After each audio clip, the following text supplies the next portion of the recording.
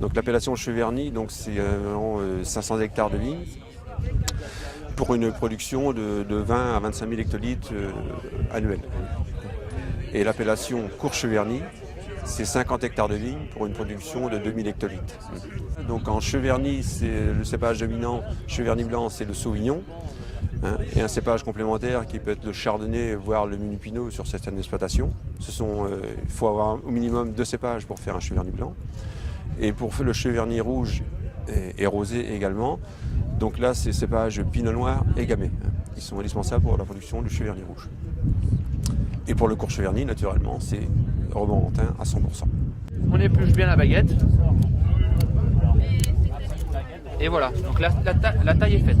D'accord. Et donc après, on va passer plus tard, on va plier comme ça et l'attacher. Voilà. Ça se fait plus tard. Ça se fait juste après. Ça se fait juste après. Et là, on a une belle taille.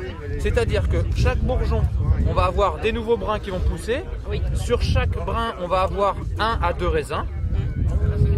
Et pour l'année prochaine, on aura notre bois pour tailler. C'est-à-dire que l'année prochaine, on va faire comme on a fait cette année. On va sectionner l'ancienne baguette. C'est là qui servira la baguette. Là-dessus, non, on va faire un petit courson pour dans 2 ans, Ah oui. puisqu'on alterne.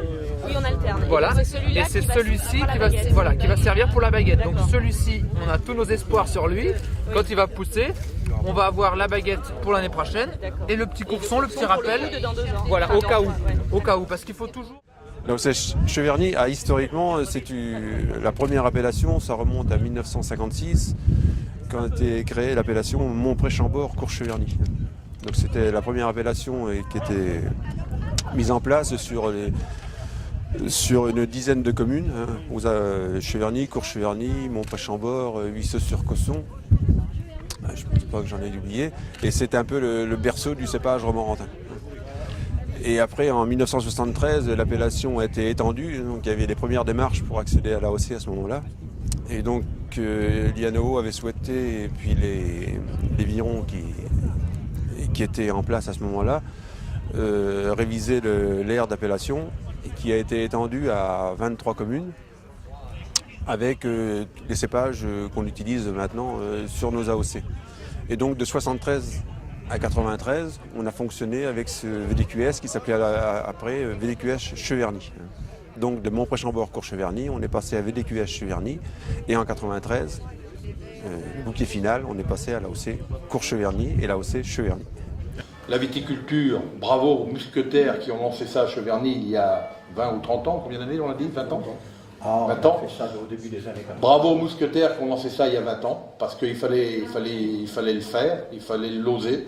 La signature a eu lieu, mais ce qui compte dans la République, c'est pas la signature, c'est la publication au journal officiel.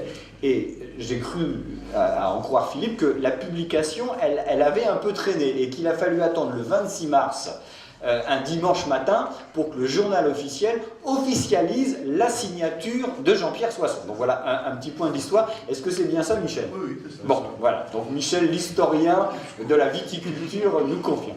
Et je me rappelle, il y a 20 ans, les dégustations, j'en vois un certain nombre qui étaient là, et on faisait les dégustations il y a 20 ans, et on déguste aujourd'hui les vins de Cheverny. Je dois dire que la différence entre les deux, c'est simple. Aujourd'hui, vous prenez un Cheverny ou un Cours-Cheverny, quel qu'il soit, vous ne regardez pas l'étiquette, c'est bon. C'est bon. Et ça, franchement, bravo à vous, parce que je pense qu'il y a eu tout ce travail qui fait qu'aujourd'hui, vous célébrez votre reconnaissance, mais vous l'avez franchement mérité. Le principal enjeu de nos appellations Cheverny et Cours-Cheverny, c'est bien sûr la commercialisation des produits. C'est une priorité. Une bonne valorisation des produits, et notamment nous allons travailler sur la valorisation des terroirs de façon à différencier des vins suivant les terroirs et donc espérer une plus-value derrière. Un autre enjeu très important pour nos deux appellations, c'est de pérenniser les exploitations. Nous avons certes beaucoup de jeunes qui s'installent, qui reprennent derrière une exploitation familiale. Nous avons aussi des gens d'extérieur qui s'intéressent fortement à Cheverny et Cours-Cheverny, et ils sont les bienvenus. Décavionner, tirer les verges, décrotter, j'ai tellement pris de coups de pompe dans le cul en 1960, parce qu'à chaque fois que j'ai eu le droit de conduire le cheval, j'y prenais un cep par rang. Je peux vous dire que quand j'arrivais au bout du rang, je mangeais chaud.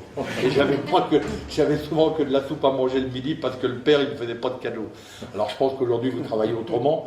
Mais quand je vois la mine de mes vignerons, hein, je me dis que je ne sais pas s'ils vont chez le pharmacien ou ils vont auprès de leur tonneau, mais enfin ils ont bonne mine. Hein. Je pense que le vin c'est bénéfique à tout le monde, à condition, comme on dit, d'en boire avec modération. Et puis je vous remercie. Le tourisme est quelque chose, c'est un facteur essentiel pour les vignerons, dans la mesure où ça génère beaucoup de passages, beaucoup de visites à la propriété. Et ce qui est encore plus important, c'est souvent une prise de contact avec des gens que nous retrouvons ailleurs sur des salons de vin et gastronomie par exemple. Les vignerons des appellations Cheverny et Cours-Cheverny ont pris l'habitude de travailler en partenariat avec les hôtels-restaurants, avec les chambres d'hôtes, les gîtes, les communes aussi lors de festivités. Et donc c'est collectivement que nous progressons tous ensemble et que nous donnons une bonne image de notre région.